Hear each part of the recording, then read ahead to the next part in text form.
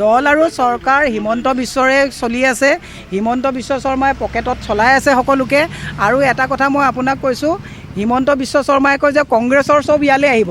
মই আপোনাক আজি কৈয়ে গৈ আছোঁ, হিমন্ত বিশ্ব শৰ্মাৰ বহু মানুহ ইলেকশ্যনৰ সময়ত কংগ্ৰেছত আহিব। তেওঁলোকে গম পাইছে যে তেওঁলোকৰ ভৰিৰ তলৰ মাটিত থৰক বৰক হ'ব হৈছে। 1,08,000 কোটি টকা ধাৰ, 22,000 কোটি টকা তেওঁৰ দিনত ধাৰ ল'বলগীয়া অৱস্থা হৈছে। ক'ৰ পৰা চৰকাৰ চলিব?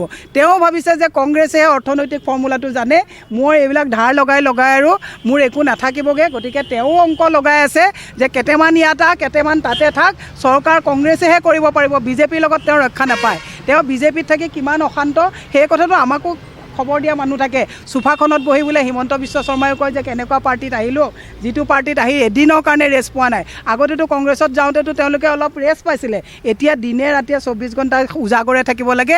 কেতিয়া নৰেন্দ্ৰ মোদীৰ ফোন আহে, কেতিয়া সৰ্বানন্দক মুখ্যমন্ত্ৰী পাতে, কেতিয়া তেওঁক অঁতৰাই, এইবিলাক চিন্তাত তেওঁ সদায় টোপনি সৰি থাকিবলগীয়া অৱস্থা হৈছে। সেইটো কংগ্ৰেছত হোৱা নাছিলে। কংগ্ৰেছত তৰুণ গগৈ নিজৰ ল'ৰাৰ নিচিনাকৈ তেওঁক মৰম কৰিছিলে। সেইটোকে সময়ৰ অপেক্ষা। পতাকা বিকি পেলাই পইচা পোৱাটোত আপত্তি আমাৰ নাই।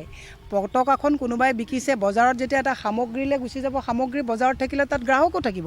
কিন্তু ৰাষ্ট্ৰীয় পতাকাখন, মোৰ ঘৰত এখন পতাকা আছে যে 20 বছৰ পুৰণা খদ্দৰ কাপোৰৰ, সদায় 26 জানুৱাৰী 15 আগষ্টত উত্তোলন কৰোঁ, আকৌ ৰ'দাই পেলাই বাকচত ভৰাই থওঁ। পতাকাখনো যদি বিক্ৰীৰ সামগ্ৰী হৈ যায়, আমি এনেকুৱা দিন শুনা নাই কেতিয়াও যে পতাকা অভাৱত মানুহে পতাকা উত্তোলন নকৰাকৈ থকা নাই। এইটো বজাৰৰ সামগ্ৰী হ'ব নালাগে, হৃদয়ত থাকিব লাগে। ই স্বাভিমানী গৌৰৱৰ এখন পতাকা হ'ব লাগে, ইজিলি এভেইলেবল হ'ব নালাগে। এইখন পতাকা এনেকুৱা হ'ব নালাগে যে গাৰুৰ তলত, বিচনাৰ তলত, ঠেলাত, চাইকেলত, ৰিক্সাত।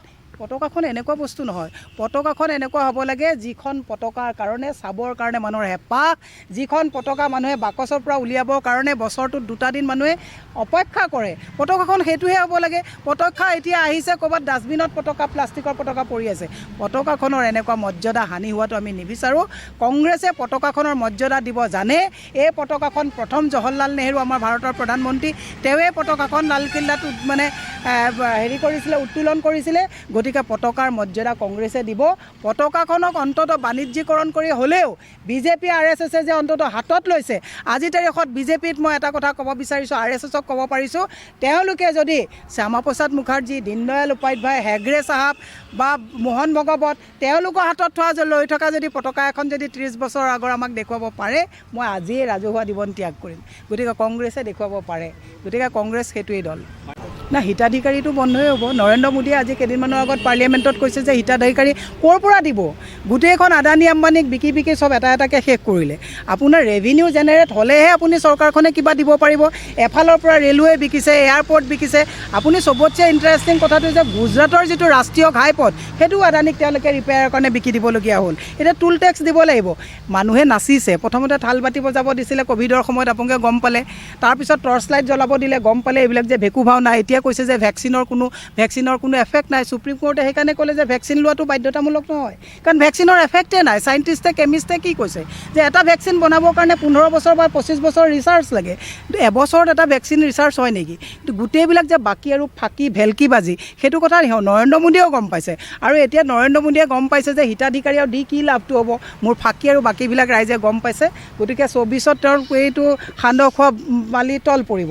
আপোনালোকে বিহাৰত দেখিলে, আপুনি নীতিশ কুমাৰে নিজেই দেখিলে যে এওঁৰ লগত থাকিলে মোৰো এতিয়া সান্দহ খোৱা বালি তল পৰিব। গতিকে চবেই বাদ দিছে। গতিকে এটা কথা, চবেই এটা কথা, নৰেন্দ্ৰ মোদী কা লাডু যো খায়েগা वो भी पछताएगा, जो नहीं खाएगा वो भी पछताएगा। हो गया। যিমান খালে আৰু। এতিয়া আৰু মানুহে এইবিলাক যুৱ প্ৰজন্ম, এটা মানুহৰ চাকৰি নাই আজিৰ তাৰিখত।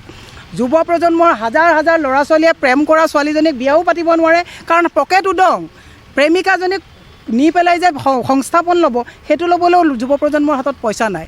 যুৱ প্ৰজন্মৰ সংস্থাপন যেতিয়া নাথাকিব, এতিয়া স্কুলত কৈছে যে চৰকাৰী স্কুলত 300 টকা দিব লাগিব ল'ৰা ছোৱালীয়ে মাচুল, ফেন বেয়া হ'লে, ফিল্টাৰ বেয়া হ'লে ল'ৰা ছোৱালীয়ে দিব লাগিব। এনেকুৱা ধিক্কাৰ দিছোঁ, এনেকুৱা নিৰ্লজ্জ চৰকাৰ, যিবিলাক চৰকাৰে এডভাৰটাইজৰ নামত কোটি কোটি টকা খৰচ কৰে, ৰাজহুৱা সম্পত্তি বিক্ৰী কৰে, আৰু চৰকাৰী স্কুলৰ ল'ৰা ছোৱালীক কৈছে 300 টকাকৈ দিবা, ফিল্টাৰ আৰু ফেন তোমালোকে নিজে লগাই ল'বা। ধিক্কাৰ দিছোঁ এনেকুৱা অসমৰ্থ চৰকাৰক। এই চৰকাৰ থকাৰ নৈতিক দায়িত্ব নাই। শুনক, কংগ্ৰেছেও হিতাধিকাৰী দিছিলে। হিতাধিকাৰী দিয়াটোত আমাৰ আপত্তি নাই। কংগ্ৰেছে 3 টকাৰ চাউল দিছিলে, কিন্তু আকৌ 60 টকাত মিঠাতেল দিছিলে, 56 টকাত আপোনাৰ পেট্ৰল দিছিলে, 450 টকাত আপোনাৰ গেছ দিছিলে, 70 বছৰত কংগ্ৰেছে আহি 450 টকাত আপোনাৰ গেছৰ চিলিণ্ডাৰ কৰিছিলে আৰু 8 বছৰত আহি পেলাই তেওঁলোকে কিমান কৰিলে 8 বছৰত আহি পেলাই তেওঁলোকে 1220 টকা তেওঁলোকে গেছৰ চিলিণ্ডাৰ কৰিলে নৰেন্দ্ৰ মোদীৰ দিনত যেতিয়া মনমোহন সিং আছিলে ডলাৰৰ মূল্য কিমান আছিলে 60 টকা আৰু এতিয়া ডলাৰৰ মূল্যত 1 টকাৰ মূল্যত ডলাৰ 80 টকা আমাৰ ইণ্ডিয়ান মানি অৱস্থা হ'ল তেওঁলোকৰ সুষমা স্বৰাজে কৈছিলে জব ডলাৰ কা মূল্য মানে ये कमता है तब देश का गौरव नीचे जाता है সুষমা স্বৰাজে কৈছিলে আমি কোৱা নাছিলোঁ এতিয়াতো দেশৰ স্বাভিমানেই তললৈ গুচি গ'ল গতিকে হিতাধিকাৰীয়ে আমাক কংগ্ৰেছক শেষ কৰিব পৰা নাই কংগ্ৰেছকো ৰেষ্টৰ প্ৰয়োজন আছে আত্মশুদ্ধিৰ প্ৰয়োজন আছে গতিকে অহংকাৰ হৈছিলে কংগ্ৰেছৰো সেই অহংকাৰৰ কাৰণে শিক্ষা লোৱাটো দৰকাৰ কংগ্ৰেছে 15 বছৰ চৰকাৰ কৰিছিলে অহংকাৰ যিটো হৈছিলে অহংকাৰৰ পৰা শিক্ষা লোৱাটো দৰকাৰ আকৌ কংগ্ৰেছত মই আপোনাক কৈছোঁ ক'তনো বিজেপিয়ে চৰকাৰ চলাইছে